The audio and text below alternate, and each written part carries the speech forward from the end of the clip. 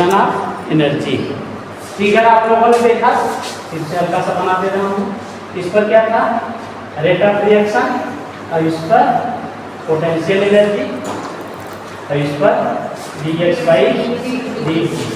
यहाँ आपका बनता था एक्टिवेटेड कॉम्प्लेक्स ना, इसी को हम क्या कहते हैं, थ्रेशोल्ड एनर्जी बैरियर भी कहते हैं। यहाँ आता है प्रोडक्ट, यहाँ आपका रिएक्टेंट रहता है, यह उसकी इंटरनल एनर्जी है, ठीक, यह उसकी एनर्जी ऑफ एक्टिवेशन है, ठीक। यही फिगर था आपके सामने, क्लियर। कोलाइजन थियरी से इसको एक्सप्लेन करेंगे, किसके आधार पर, कोलाइजन थियरी से। लिखिए, in a reaction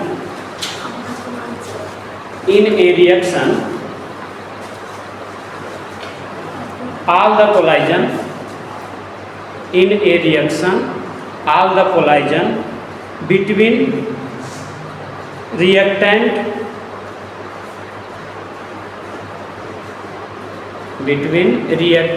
do not leads, L-E-A-D-S, leads to the product formation, to the product formation,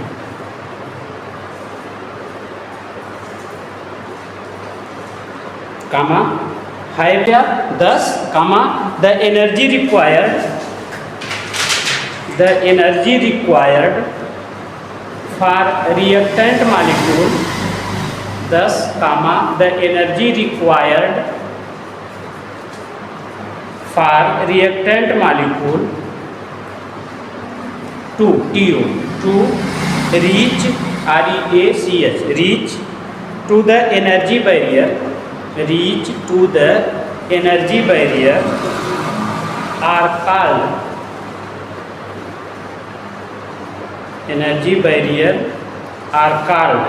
an activation energy,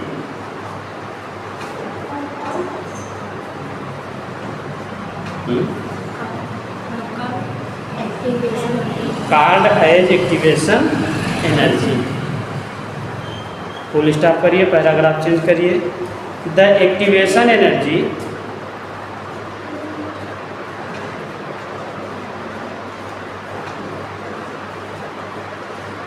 of the reaction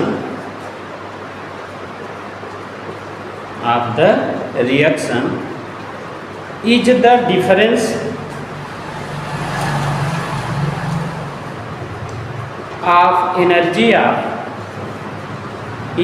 difference of energy of the reactant in the activation state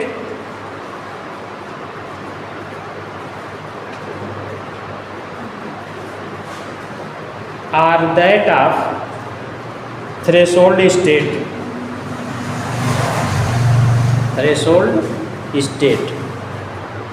इसका मतलब समझिए, जितना आपने लिखा था, activation energy है क्या, ये देखिए, यहाँ से यहाँ तक, ये यहाँ से यहाँ तक जो अभी मैंने लाइन खींची, ये एनर्जी कही जाती है थ्रेशोल्ड एनर्जी।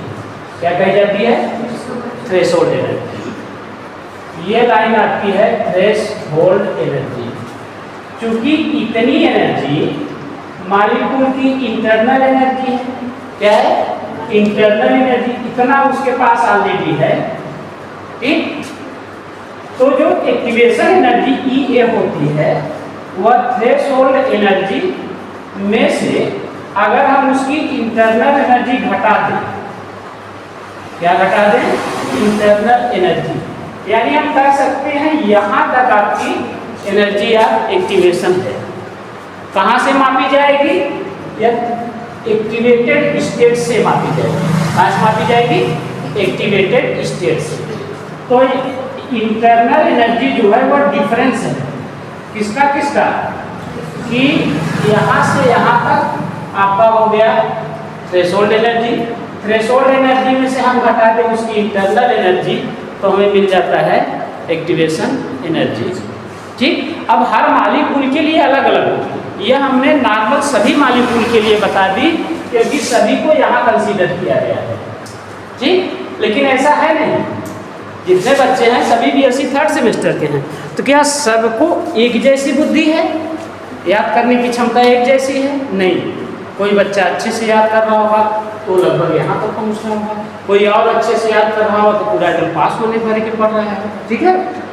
कुछ बच्चे ऐसे होंगे कि सुन तो ले रहे हैं क्लास में, उनको समझ में नहीं आ रहा, लेकिन क्या उनको जीरो समझ में आ रहा? नहीं, कुछ तो आ रहा होगा, यानी इतना तो उनको आ ही रहा है, सुनने पर इतना समझ में आ रहा। हाँ, हो सकता है वो अभी पूरा क्लियर नहीं कर पा रहे हो कि हाँ हम अब इस प्रश्न को आएगा तो हम कर लेंगे, लेकिन कुछ बच्चे अभी ऐसे बैठे होंगे जो सुनने के बाद ये संभावना है कि यहाँ तक पहुँच जाए, एक बार पढ़ेंगे दोबारा तो यहाँ पहुँच जाएंगे, ठीक। बस समझ में अभी हम सबको कहाँ मान के चले हैं? ग्राउंड स्टेट में। बस समझ में अब ये जो एक्टिवेटेड कॉम्प्लेक्स बना, यहाँ ध्यान से दीजिए, जैसे मैंने कल लिखा था A + B + C, ऐसे हमने कहा था कि A B से जुड़ेगा, अभी C से, अब यह कन्वर्ट होगा प्रोडक्ट में। इसी को मैंने कहा था एक्टिवेटेड कॉम्प्लेक्स, एक्टिवेटेड कॉम्प्लेक्स। अब एक्टिवेटेड कॉम्प्लेक्स का जब अध्ययन किया गया तो शॉर्ट लिव्ड है, क्या है? शॉर्ट लिव्ड है, यानी यह 10⁻⁻6 सेकेंड तक ही यहाँ रुक सकता है। यहाँ पर शॉर्ट लिव्ड होने का मतलब बहुत कम समय में, जैसे आपका क्रोध शॉर्ट लिव्ड होता है, 365 दिन में अगर क्रोध भी आ गया किसी दिन तो ऐसा नहीं कि 365 दिन रहेगा, क्रोध आया कुछ टाइम बाद खत्म हो जाएगा, 24 घंटा तो यदा कदा किसी का रहता होगा, तभी 365 दिन की तुलना में वह शॉर्ट लिव्ड है, ठीक। यानी यह एक्टिवेटेड कॉम्प्लेक्स कैसा होगा? शॉर्ट लिव्ड होगा, बहुत कम समय तक यहाँ कॉम्प्लेक्स यह बनेगा। इसके पास दो संभावनाएं हैं, या तो गायब हो जाए रिएक्टेंट में, या तो आगे चला जाए, ठीक। यह डीएक्टिवेशन, यह प्रोसेस कहा जाता है डीएक्टिवेशन, डीएक्टिवेशन। अब इसको कहा जाता है डीकंपोजिशन। अगर डीकंपोज हुआ तो प्रोडक्ट देगा, अगर डीएक्टिवेट हुआ तो रिएक्टेंट आ जाएगा। बात समझ में? यहाँ तक आई बात समझ में ना, कि प्रोडक्ट वो इंटरमीडिएट कॉम्प्लेक्स जो होता है वो शॉर्ट लिव्ड होता है, वह 10⁻⁻6 सेकेंड तक बन सकता है, इसके बाद उसको टूटना ही टूटना है। डीएक्टिवेशन के लिए हमने कल आपको सिखाया था कोई एनर्जी अपनी रिलीज कर दे, कोई ऐसा मॉलिक्यूल उससे टकराए जिससे कि बड़ा मॉलिक्यूल छोटे को एनर्जी ट्रांसफर कर दे, यानी एक्टिवेटेड कॉम्प्लेक्स अगर अपनी एनर्जी त्यागता है तो डीएक्टिवेट होगा। जैसे मान लीजिए ये बैरियर 10 का है, 10 पॉइंट एनर्जी होगी तो क्रॉस कर जाएगा, कोई मॉलिक्यूल 10 लेकर पहुंचा वहां और दूसरा वहां पहुंचा, इसने एक इसको दे दिया कि 9 पर आ गया, तो 9 पाने का मतलब ये इधर आएगा। अगर कहीं ऐसा हुआ कि 10 है, कोई मॉलिक्यूल पहुंचा और वह उसको 11 मिल गया, तो 11 मिलने का मतलब ये इधर आएगा। जैसे एग्जाम में आप बैठे हैं, आपका बहुत अच्छा दोस्त है, इतना अच्छा दोस्त है कि आप उसके लिए एग्जाम देने को तैयार, अब संजोग से वो बगल में बैठ गया और उसको कुछ नहीं आता और पढ़ने में अच्छा है। आपने जब एक पेज लिखा तो कहेगा दिखाओ दिखाओ, आप क्या करेंगे? दिखाएंगे। अच्छा, आप जब उसको दिखाएंगे तो आप लिख रहे होंगे? नहीं, क्योंकि आप उसको दिखा रहे हैं तो आप शांत बैठे होंगे, यानी आपका टाइम खराब हो रहा है। आपका टाइम क्या हो रहा है? जबकि आप पास होने की उम्मीद, मतलब पूरी गारंटी रखते हैं कि हम पास हो जाएंगे, लेकिन आप क्या कर रहे हैं? उसको दिखा रहे हैं। फिर ये वो एक पेज लिखा, कहेगा फिर लिखो, तब आप फिर लिखेंगे। वो समय अंतराल आपके लिए घातक होगा। अंत में ऐसा आएगा कि आप अपना नहीं लिख पाएंगे और हो जाएंगे फेल। क्या हो जाएंगे? क्योंकि आपको आता था, लेकिन आपने समय क्या किया? अपनी एनर्जी ट्रांसफर कर दी दूसरे को, अपनी एनर्जी ट्रांसफर कर दी दूसरे को। तो वहाँ पर दो संभावनाएं फिर बनती है कि हो सकता है जो कमजोर लड़का था वह पास हो जाए नकल मार के, और आप उसको दिखाने के चक्कर में गए हो। बात समझ में आई ना? तो यहाँ पर भी संभावना बनती है कि एक्टिवेटेड मॉलिक्यूल या एक्टिवेटेड कॉम्प्लेक्स, जबकि इसको जाना था प्रोडक्ट में, कहाँ जाना था? क्योंकि ये यहाँ पर बैठा है, अब तो इसको इधर जाना है। लेकिन यह केस बनेगी कि यह रिएक्टेंट भी बन सकता है अगर इसने अपनी एनर्जी क्या कर दी? रिलीज कर दी। रिलीज कैसे होगी? समझ में आ गया ना? कोई दूसरा मालिक पहुंचा इसके पास, कहेगा मुझे दे दे, तो बड़ा कहानी कह ले मैं तो पहुंच गया। और जो ही इसने एनर्जी दिया, इसकी एनर्जी हो जाए कम, भाग के आएगा रिएक्टेंट से। बात समझ में आएगा? ये है आपकी एक्टिवेशन एनर्जी जो आपकी लाइफ से भी संबंधित है। इसलिए एग्जाम में कोई किसी का दोस्त नहीं होता, ना किसी को अपना मानिएगा एग्जाम के दौरान। अपने दम पर दम रखिएगा, ये ना कि फलनवा लिखे तो हम लिख ले पास हो जाता, मामला गड़बड़ा जाए। इसलिए अपने दम पर दम रखिएगा। चलिए लिखिए, एक्टिवेटेड कॉम्प्लेक्स, पैराग्राफ चेंज करके, एक्टिवेटेड कॉम्प्लेक्स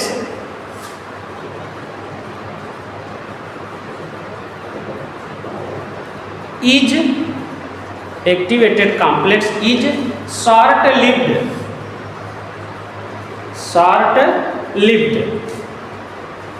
तो कोष्टक को लिख लिया 10 घाते -6 सेकेंड। ये जानत रहे कितने समय तक वो रुकता है वहाँ, 10 घाते -6 सेकेंड। कोष्टक बंद कर दे। एंड रैपिडली कन्वर्टेड इनटू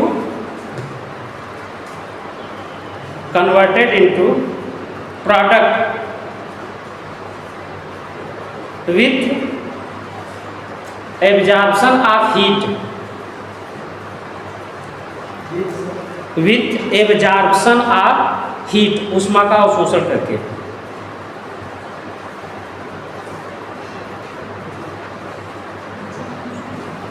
ठीक, ये हो गई पूरी आपकी थियरी। क्या हो गई? अब इसका डेरिवेशन चलेंगे। क्या चलेंगे? डेरिवेशन। वहां आपने एक इक्वेशन दिया था, उसी का सहारा लेते हैं। ठीक, according to Van't Hoff equation, thermodynamics में था, अकॉर्डिंग टू वाट्स ऑफ इक्वेशन इन्होंने दिया था d/dt ln Kc equal to delta E upon RT square, delta E upon RT square. जब आप इक्विलिब्रियम का पढ़ेंगे तब भी मिल सकता है। ठीक, Kc क्या है? Equilibrium constant. क्या है? वेयर, जहां पर Kc आपका इक्विलिब्रियम कांस्टेंट होता है, इक्विलिब्रियम कांस्टेंट होता है। और यह तब मिलेगा जैसे यहाँ K1 यहाँ K2, rate of forward reaction equal to rate of backward reaction जब निकालेंगे इक्विलिब्रियम अवस्था में, तो Kc एक कांस्टेंट मिलता है जिसका वैल्यू होता है K1 अपान K2। K1 फॉरवर्ड के लिए रेट कांस्टेंट है, K2 बैकवर्ड के लिए कांस्टेंट है। ठीक, बताइए। अब डेल्टा E क्या है आपका? चेंज इन इंटरनल एनर्जी या चेंज इन एनर्जी है, चेंज इन एनर्जी है। ठीक, फाइनल माइनस इनिशियल होता है हमेशा चेंज, तो फाइनल E2 इनिशियल E1। ठीक, देयरफॉर हमेशा की वैल्यू रखिए, देयरफॉर d/dt ln Kc की जगह रखूंगा K1/K2 और इधर रखूंगा E2 माइनस E1/RT स्क्वायर। है क्या? बस समझ में आता है? अब ओपन कर जाए, यह log m अपान m का रूप है, तो ये बनेगा log m minus log m। तो d/dt ln K1 minus of ln K2, इसको तोड़ रहा हूँ, यह बनेगा delta E upon RT square minus of E2 minus E1 upon RT square. अब डिफरेंशियल ऑपरेट कर दीजिए दोनों पर, कोष्टक तोड़िए, तो d/dt ln K1 minus of d/dt ln K2 is equal to हो जाएगा delta E2 upon RT square minus of E1 upon RT square. Open हो गया? ठीक, अब इसको दो भागों में तोड़िए। इसको क्या करिए? दो भागों में तोड़िए। K1 के साथ E1 का फार्मूला लिखिए और K2 के साथ E2 का स्प्लिटिंग करिए। क्या करिए, स्प्लिटिंग करिए। ठीक है, चलो भाई, स्प्लिट मतलब तोड़ना। स्प्लिट्स एबव इक्वेशन एज, कैसे तोड़ेंगे, D by D T L L K one is equal to E one upon R T square plus C. C क्यों जोड़ेंगे, सी मतलब ये बी जोड़ेगा, किताब में बी है जोड़ा, बी क्यों बेटा, इसका माइनस इतना बराबर था, इसका माइनस इतना, तो हम कभी नहीं कह सकते कि यह इसके बराबर होगा, और कभी यह नहीं कह सकते यह इसके बराबर होगा। ठीक, कुछ न कुछ कम आएगा। जैसे मैं इसको अन्य रूप में दिखा दूं, इसी को मैं निकालना चाहता हूँ, D by D T L L K one निकालना चाहता हूँ, इसको उधर भेजूंगा तो यह माइनस हो जाकर प्लस हो जाएगा, तो हो जाएगा E2 upon R T square plus D by D T L L K to, यह माइनस में है। ठीक, तो minus of E1 by R T square. अब देखिए, इतना इतने के बराबर नहीं है, इतना इतने के बराबर नहीं है, क्यों, इतने में से कुछ न कुछ घट रहा है, इसको उल्टा कर लीजिए, minus of E1 upon R T square plus ये चीज पूरी, इसको माइनस ले लिया मैंने ना, प्लस इतना चीज क्या बी मान लिया, समझ में आ गई ना, D by D T L L K one इतना, यह माइनस इधर जाकर प्लस हो जाएगा, ये प्लस ये है, दोनों को एक साथ रख लिया, minus of E1 by R T square. अब मैं इसको माइनस करके पहले लिख रहा हूँ, प्लस करके बाद में लिख रहा हूँ, तो यानी इतने में कुछ न कुछ जोड़ना पड़ेगा, कुछ न कुछ जोड़ना पड़ेगा, तभी तो बराबर होगा, इसीलिए उतना में प्लस डी किया गया।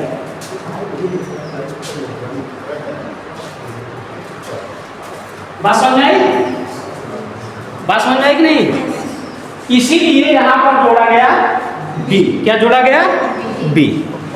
चलो, अब दूसरे को भी इसी तरह से सॉल्व करूंगा, तो उसमें भी कुछ न कुछ जोड़ना पड़ेगा, तो D by D T L L K two equal to E2 upon R T square plus B, कुछ न कुछ जोड़ना पड़ेगा।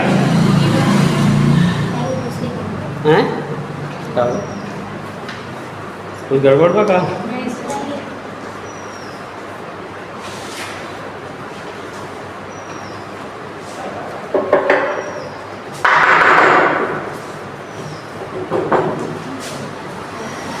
आ गए यहाँ तक, आगे चलिए।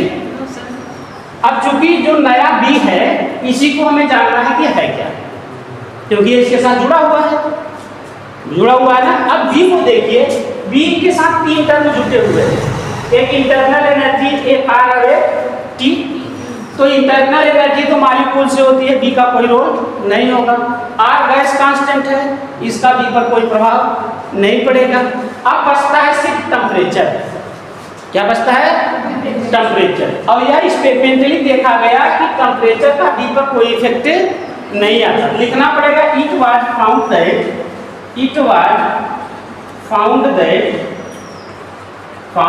That B is independent on temperature, therefore इसका मतलब बी की वैल्यू क्या है, 0 है। बी क्या है, 0 है।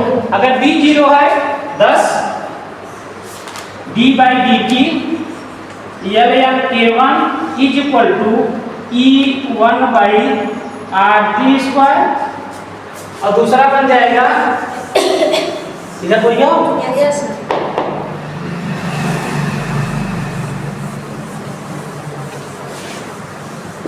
दूसरा भी ऐसे हो जाएगा, D by D T L L K two equal to E2 upon R T square. कुछ नंबरों को पढ़ी हो,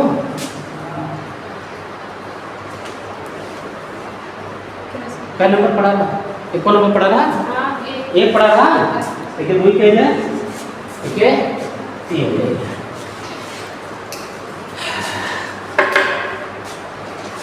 अब जरा देखिए ध्यान से,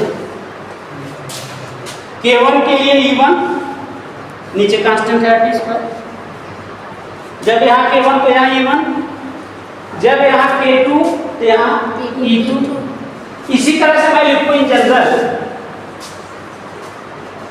जनरल लिखूँ कि d/dt, अगर मैं ln K3 लिखता हूँ तो E3 अपान RT स्क्वायर। देखिए K1 तो E1, K2 तो E2, नीचे RT स्क्वायर सब में कांस्टेंट है, कोई मतलब नहीं। अब मैं अगर लिखूं कि d/dt ln K, तो लिख सकता हूं EA/RT स्क्वायर, या लिख सकता हूं इसे कह दिया था, चलो मालूम हो कई लिख के बात करने पास समझ में आता है।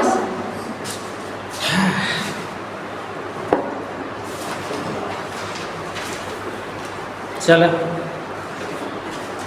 अब भाई है dt को ले जा, यहाँ मिल जाए d ln K is equal to EA/R। यहाँ ध्यान से देखिएगा, dt को यहाँ ले जा रहा हूँ 1/t स्क्वायर dt। मैंने सारी चीज वही लिखी, बस अलग किया है, ठीक। अब इसका इंटीग्रेशन कर दीजिए,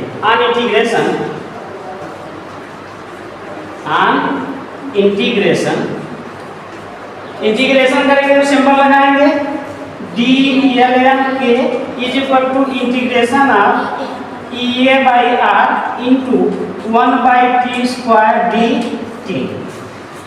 K कांस्टेंट है, EA कांस्टेंट है, तो इनका इंटीग्रेशन नहीं होगा, तो ये दोनों निकल आएंगे बाहर। इधर का काम हो गया होगा, नहीं हुआ सर।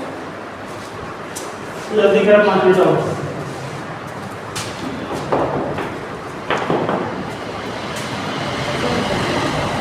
हो गया? हाँ सर कर दिया। बोलो 2-3 लाइन इसको भी मिटा दीजिए, बस इस नीचे वाला। ये 3 लाइन छोड़ दी? हाँ। तो तुम्हें काम है ना, देखिए हम निकालेंगे बस ना।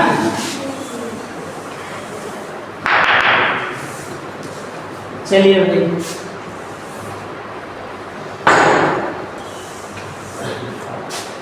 आइए, integration d ln K is equal to EA/R बाहर हो जाएगा, इंटीग्रेशन होगा 1/t स्क्वायर dt का। आप ध्यान दीजिए 1/t स्क्वायर को मैं लिख सकता हूँ t⁻², इंटीग्रेशन करूंगा तो x पावर n का इंटीग्रेशन होता है x पावर n + 1/n+, यही फार्मूला है, ठीक। अब ये x पावर ये हो गया n dt, तो t⁻² + 1 -2 + 1 यानी हो गया t⁻⁻1 अपन -1, यानी यह होगा 1/t माइनस यहाँ पे, यानी इसको मैं लिख सकता हूँ minus of EA/R into 1/t। अब इधर डिफरेंशियल इंटीग्रेशन आपस में कैंसिल हो जाएंगे, बचेगा ln K। चूंकि इसकी लिमिट क्लियर नहीं है, इसलिए हमें एक इंटीग्रेशन कांस्टेंट a जोड़ना पड़ेगा। अगर लिमिट होती तो हमें जोड़ने की जरूरत नहीं पड़ती, ठीक। बात समझ में आई?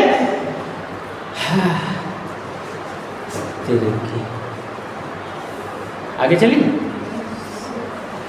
कि हमें चाहे तो ln को उधर भेजी, ln को उधर भेज दें, चलो ये तो K = हो जाएगा, ln जाएगा उधर, यह वास्तव में अब हो चुका है। अच्छा एक लाइन लिखिए, ln -EA/RT + a। अब ln करूंगा इधर, या मल्टीप्लिकेशन में हो जाएगा या एक्सपोनेंट के फॉर्म में हो जाएगा, यानी K हो जाएगा e⁻EA/RT इंटू a हो जाएगा, ln जाएगा उधर ना, तो एडिशन को किसमें कन्वर्ट कर देगा, मल्टीप्लिकेशन में। अब ये को थोड़ा सा पहले कर लूं, अच्छा नहीं लग रहा है, तो K = a इंटू e⁻EA/RT, यही आर्मीनियस इक्वेशन है, यही आर्मीनियस इक्वेशन है।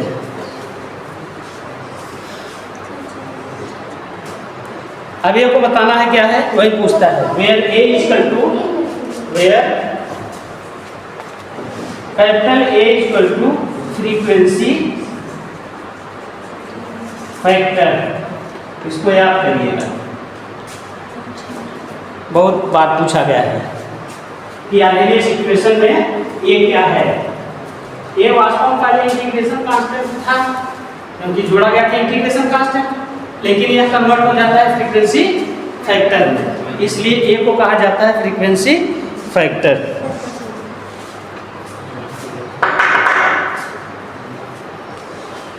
अब इसका एक्सपेरिमेंटल डिटर्मिनेशन कल बताएंगे, जिससे आप न्यूमेरिकल